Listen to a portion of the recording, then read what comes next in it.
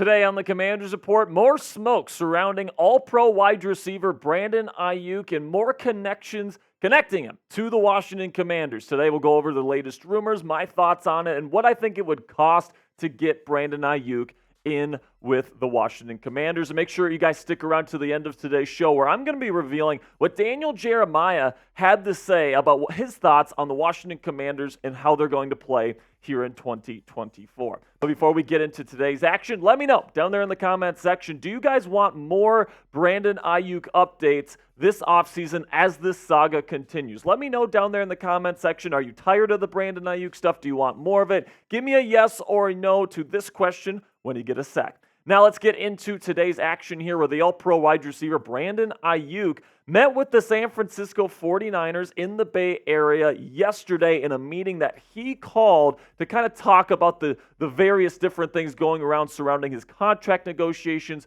and potential future with the San Francisco 49ers. This was the latest update here on what has happened with Brandon Aiyuk. Brandon Aiyuk told Real Clark 25 that he's been taking negotiations, quote-unquote, personal, and the offers so far have affected him.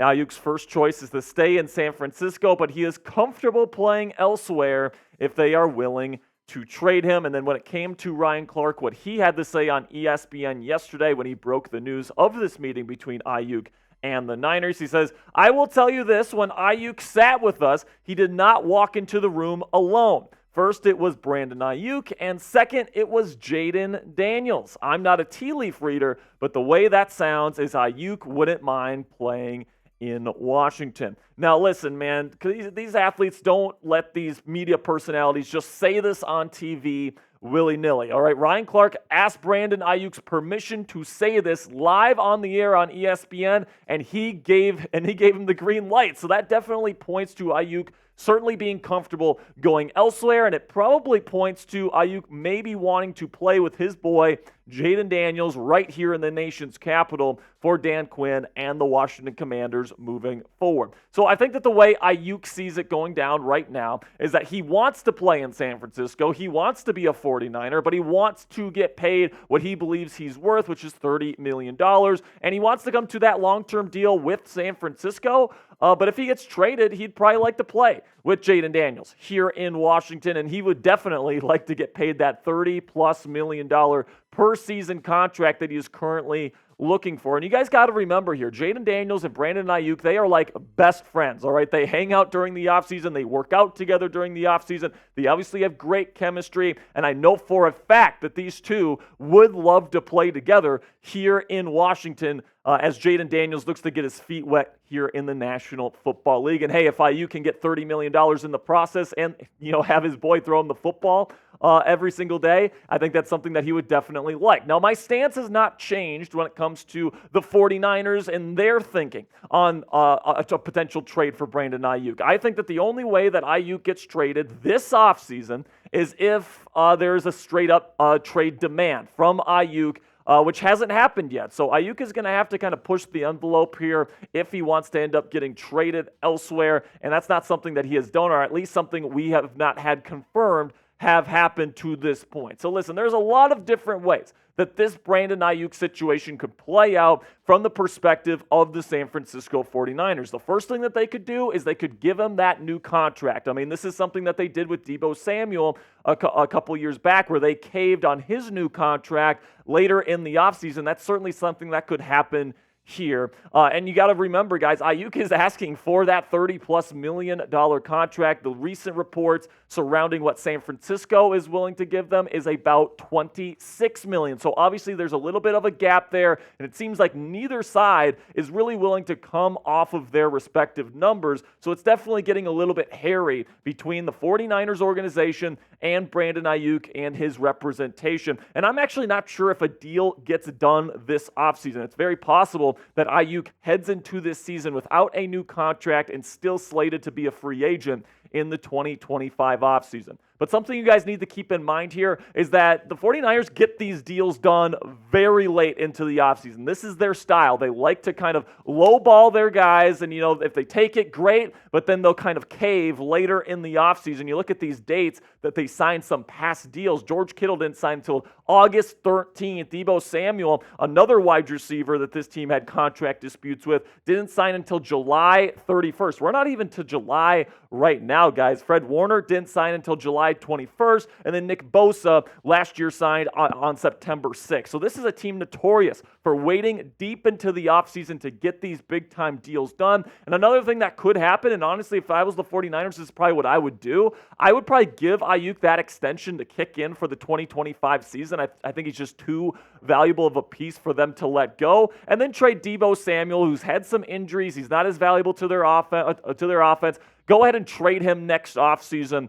once that money for Aiyuk is slated to kick in 2025. Another potential solution here for the Aiyuk situation here is that there's no contract and they let him walk in 2025. And you guys got to remember here that the San Francisco 49ers, they're trying to win now. They made the Super Bowl just last year, and they were just a couple plays away from beating Patrick Mahomes and the Kansas City Chiefs, and they feel like this offensive line there in San Francisco has been revamped. They feel like they have a great chance to win a Super Bowl, and if they lose an all-pro wide receiver in Brandon Aiyuk, that's going to decrease their chances relatively significantly to try and not only repeat as NFC champions, but try to take down the AFC opponent in the Super Bowl this year and bring another championship to the Bay Area. So they really don't have any incentive to let Aiyuk walk. Now, if they can't come to a contract extension, they could just have Aiyuk here for one season. They drafted Ricky Pearsall in the first round of the draft this year. He could certainly step in for Aiyuk next season, and they can just let Aiyuk walk for nothing,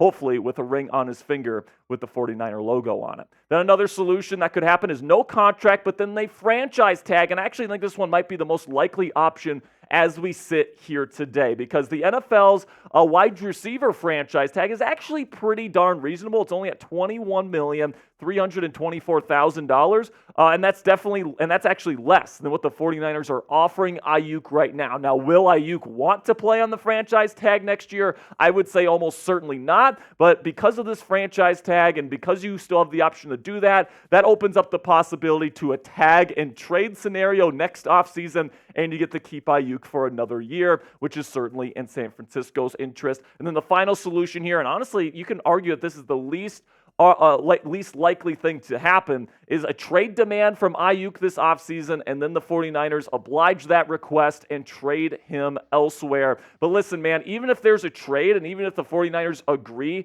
to oblige a trade request from Aiyuk's representation, there's still going to be competition around the league. Teams like the Cleveland Browns, teams like the Pittsburgh Steelers, teams like the Jacksonville Jaguars, all these teams that could still use an all-pro wide receiver like Brandon Aiyuk and might be willing to pay a high price for him, they're going to be in the mix as well. It won't just be the Washington Commanders that have an opportunity to get him. And not only that, but talks have already fell flat with the Washington Commanders. According to ESPN's Adam Schefter, in a report today, Schefter went on I believe it was ESPN, and he had this to say about a declined trade offer that would have sent Aiyuk to the Commanders. There were some conversations at one point between the 49ers and Commanders regarding Brandon Aiyuk. Commanders were interested, but they decided not to do that deal. So that certainly tells me that the 49ers are asking for quite a bit in a potential trade for Aiyuk, and this is something that I could see potentially being something that the 49ers might think about, all right? It would include a second-round pick next year, 2025, and then Jahan Dotson, the current number 2 receiver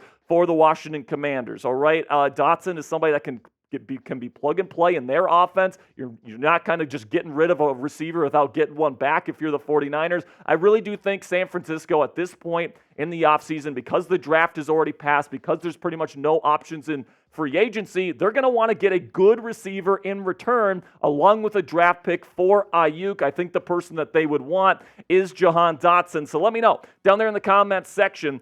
If you were Adam Peters, the Commanders GM, and the 49ers said you could have Brandon Aiyuk for a second-round pick next year and Jahan Dotson, are you taking this deal? Type A if you'd accept, or type D for decline. This is going to be the pinned comment on today's show. So in just a second here, I'm going to be talking about our friends at Fanatics. While I'm talking about Fanatics, make sure you go down there for the pinned comment and give me an A or a D. And with that, let's have word from our sponsor here at Fanatics. Go to chatsports.com/Daniels to pick up a brand new Jayden Daniels Washington Commanders jersey to get in your closet today. If you're somebody that really believes in Jayden Daniels like I do, and you want to get his jersey, and you want to help out the channel, this is your opportunity to do so, because every time you make a purchase when you use one of our Fanatics links, today it's chatsports.com/Daniels. I'll put that in the link and description. I'll put that link in the comments and description of today's show. If you make a purchase from our friends at Fanatics, they're going to send us part of the proceeds to make more Commanders content for free here on the channel. So I greatly appreciate everybody